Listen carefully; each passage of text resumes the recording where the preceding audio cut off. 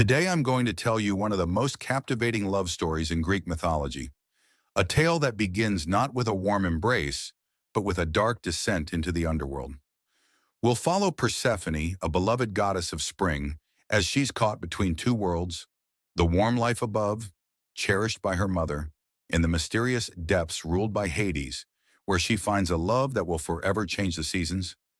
Stick around, because what starts as an innocent story of flowers and sunshine becomes a powerful myth of life, love, and eternal change. To understand Persephone's journey, let's start with her origins.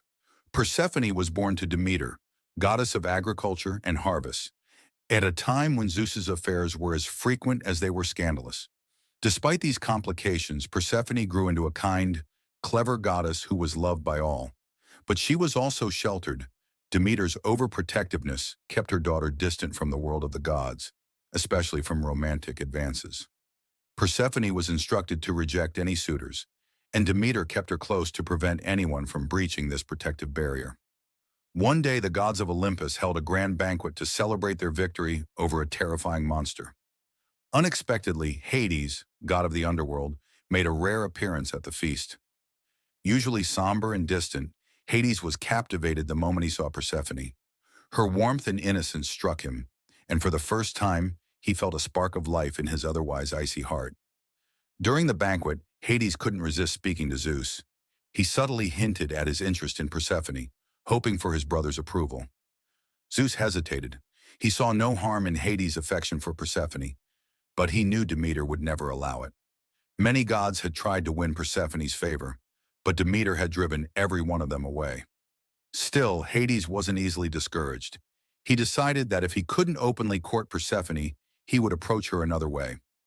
After the festivities, Persephone strolled among the fields to gather flowers, unaware of the god who followed her in silence. Hades watched her from a distance, enchanted by her gentle beauty.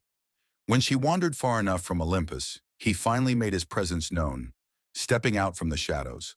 Though surprised, Persephone wasn't frightened, and she soon found herself enthralled by Hades' tales of the underworld.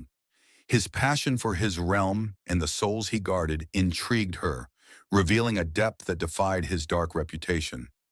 But despite her budding feelings, Persephone obeyed her mother's orders and kept her distance, wary of letting her guard down.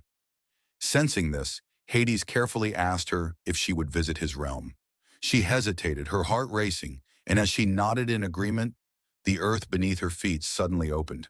Before she could comprehend what was happening, she found herself in the underworld with Hades by her side. Back on Olympus, Helios, the god of the sun, had witnessed Persephone's sudden disappearance. Knowing that Hades had taken her, he immediately reported this to Demeter. Furious and desperate to find her daughter, Demeter abandoned her duties, allowing the fields to wither and the crops to die. The world fell into a deep famine, and Zeus, realizing the devastation her grief had caused, knew he had to intervene. Zeus summoned Hermes, the swift messenger of the gods, and instructed him to deliver a message to Hades. Persephone must be allowed to return, or the mortal world would continue to suffer. Hermes descended to the underworld and relayed the plea to Hades, who listened intently but didn't immediately respond. He knew that Zeus had the power to force Persephone's return, yet he also felt deeply connected to her, more than he'd ever felt with anyone before. When Zeus himself finally arrived, he confronted Hades directly, demanding Persephone's release. Hades met his brother's fury with calm resolve, proposing a compromise. Persephone could divide her time equally between both worlds.